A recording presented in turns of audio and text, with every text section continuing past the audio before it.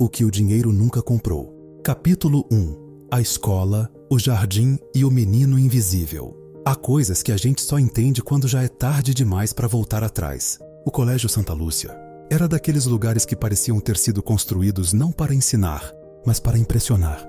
Paredes de mármore branco, jardins podados com régua e pais chegando de carros importados. Toda manhã como se o estacionamento fosse um desfile de vaidades. Era a escola mais cara da cidade. E se você estava lá, todo mundo sabia.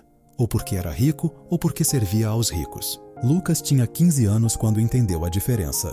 Filho de seu Antônio, o zelador do Santa Lúcia há 16 anos, Lucas cresceu entre as frestas daquele colégio.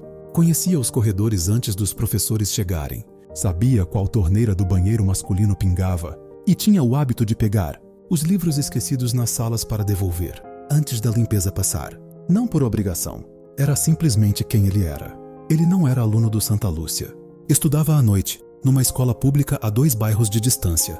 Durante o dia, ajudava o pai depois das aulas da manhã. Carregava caixas, consertava fechaduras, aparava grama. Recebia por isso. Não muito, mas o suficiente para ajudar em casa. Os alunos do Santa Lúcia raramente o olhavam. E quando olhavam, era daquele jeito. Como quem olha para uma parede. Ele existia, mas não ocupava espaço, exceto para ela. Isabela Monteiro tinha olhos escuros que pareciam estar sempre pensando em outra coisa, mesmo quando sorria para as câmeras nos eventos do colégio. Filha de Eduardo Monteiro, dono da construtora Monteiro em Filhos, uma das maiores do estado. Ela não precisava se esforçar para ser notada. A notoriedade era parte do sobrenome, mas Isabela tinha um hábito que ninguém entendia muito bem. Fugia para o jardim lateral do colégio nos intervalos. O jardim lateral era o lugar menos glamouroso do Santa Lúcia, sem bancos novos, sem fonte decorativa, apenas um canteiro de lavanda e uma figueira velha que ninguém tinha coragem de mandar cortar. Foi lá que ela o encontrou pela primeira vez. Lucas estava de joelhos na terra, replantando um vaso que havia tombado com o vento. As mãos sujas, a concentração total. Isabela apareceu sem fazer barulho e ficou observando por um momento mais longo do que pretendia. Você sabe o nome dessa flor? Ela perguntou sem saber bem por quê. Lucas levantou os olhos. Não pareceu assustado nem constrangido. Lavanda. Ele pausou. Mas esse canteiro aqui tá com bicho na raiz. Daqui a 3 semanas, se ninguém tratar, vai morrer tudo. Isabela olhou para as flores como se as estivesse vendo pela primeira vez. Como você sabe isso? Meu pai me ensinou. Ele cuida desse jardim há mais tempo do que você estuda aqui. Ela não respondeu, mas no dia seguinte voltou. E no dia depois também. Capítulo 2. O jardim que virou segredo. Durante 3 meses, o jardim lateral foi deles, sem que ninguém soubesse, sem que precisassem explicar nada a ninguém. Lucas falava sobre plantas com uma precisão que ela achava hipnótica. Sabia o ciclo de cada espécie. Sabia quando o solo estava cansado. Sabia o nome científico das ervas daninhas que ninguém mais notava. Mas também lia muito, literatura, história, filosofia. Pegava livros emprestados da biblioteca pública e devolvia, riscados de anotações nas margens, como se estivesse em conversa com os autores. Isabela, por sua vez, falava sobre o que ninguém ao redor dela queria ouvir. O peso de carregar um sobrenome que definia tudo antes que ela abrisse a boca. A pressão da mãe para casar bem. O pai que nunca perguntava o que ela sonhava, apenas o que ela planejava. Você quer saber o que eu quero ser? Ela disse um dia olhando para a figueira. Quero. Arquiteta. Não para construir prédios corporativos. Para construir casas que as pessoas realmente amem morar. Lucas ficou em silêncio por um momento. Então faz isso. Não é simples assim. Nunca é. Mas você disse o que quer. E isso já é mais do que a maioria das pessoas consegue fazer. Ela o olhou de um jeito diferente naquele dia. Não demorou muito para que os dois percebessem o que estava acontecendo. Havia algo ali, denso, quieto, inevitável. Como a raiz que cresce debaixo da terra sem que ninguém veja. O primeiro toque foi acidental. Ele ajudando-a a desenterrar uma muda. A mão dela sobre a mão dele por um segundo que durou uma eternidade. Nenhum dos dois recuou. Mas o mundo ao redor deles não era o jardim. Capítulo 3. Quando o mundo real entrou pelo portão. Foi uma colega de Isabela quem viu primeiro. Mariana, a filha do senador, a rainha não oficial do Santa Lúcia, atravessou o jardim lateral numa tarde em que os dois estavam sentados sob a figueira, ombros se tocando, lendo o mesmo livro. O olhar de Mariana foi de uma frieza cirúrgica. No dia seguinte, metade do colégio sabia. Não aconteceu nada dramaticamente cruel. O Santa Lúcia era sofisticado, demais para bullying escancarado. O que aconteceu foi pior. Foi o silêncio calculado. As risadas discretas. Os comentários sussurrados quando Isabela passava. A Isabela tá namorando o filho do zelador. Dito assim, como se fosse uma doença.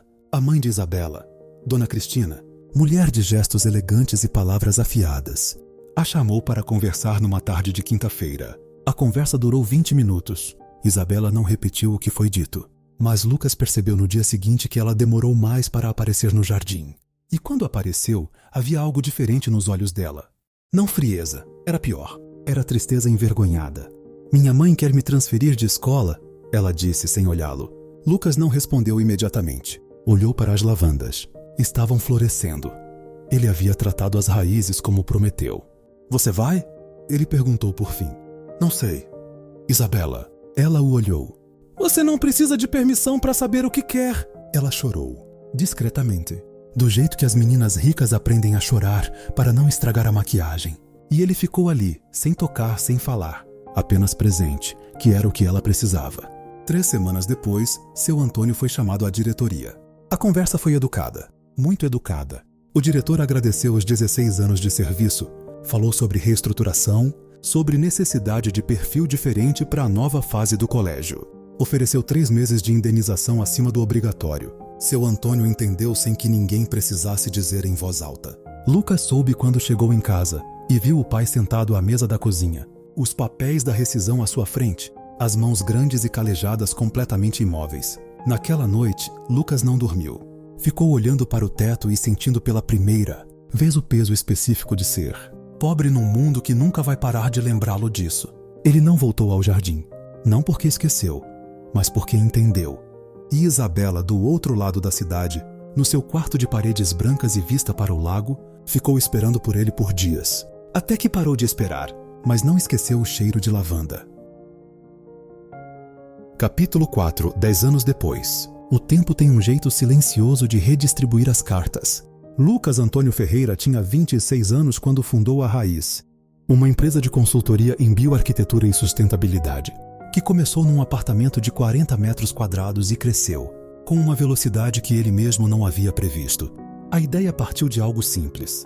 Ele sabia, desde criança, que o modo como o solo era tratado determinava o que crescia ou morria. Aplicou essa lógica a edifícios, a cidades, a sistemas inteiros. 5 anos após a fundação, a Raiz tinha contratos com prefeituras de 3 estados. Havia sido citada em 2 revistas especializadas internacionais e Lucas havia sido chamado para palestrar em São Paulo, Lisboa e Cidade do México.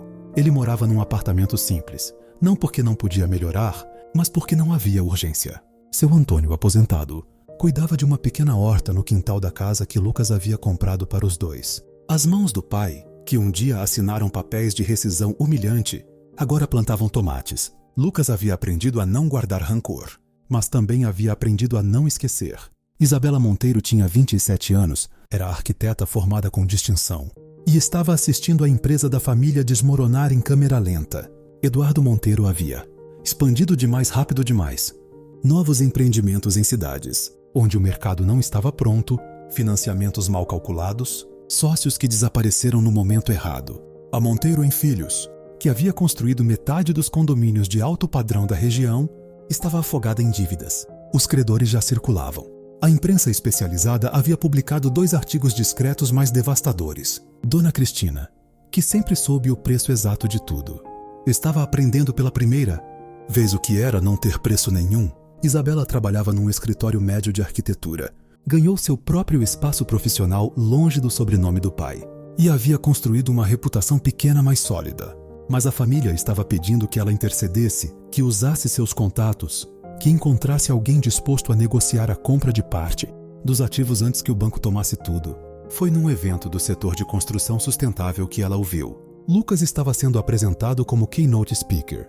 Ela estava sentada na 3ª fileira, representando seu escritório. Ela o reconheceu antes mesmo de ler o crachá. A postura era a mesma, aquela calma de quem cresceu, aprendendo que o mundo não para te esperar. O rosto havia amadurecido, os ombros alargado, mas havia algo nos olhos, aquela atenção específica, como quem realmente vê o que está diante dele, que era exatamente igual ao menino debaixo da figueira. Ele a viu quando descia do palco. Parou por um segundo, apenas um segundo, e então caminhou em direção a ela como se 10 anos não tivessem passado, e ao mesmo tempo como se cada um deles tivesse sido necessário. Capítulo 5. O reencontro e o que não foi dito. Eles tomaram café num lugar próximo ao centro de convenções. Simples, sem cerimônia. Lucas ouviu sobre a situação da família com atenção que ela reconheceu. Era o mesmo jeito que ele ouvia no jardim. Sem pressa, sem julgamento, como se o que ela dissesse importasse de verdade. Quando ela terminou, ele ficou em silêncio por um momento. Quanto tempo os credores estão dando? 60 dias para uma proposta concreta. Quais são os ativos mais saudáveis? Ela franziu a testa. Você está perguntando como investidor? Estou perguntando como alguém que pode ter interesse. Isabela o estudou. Lucas, você não precisa fazer isso. Eu sei.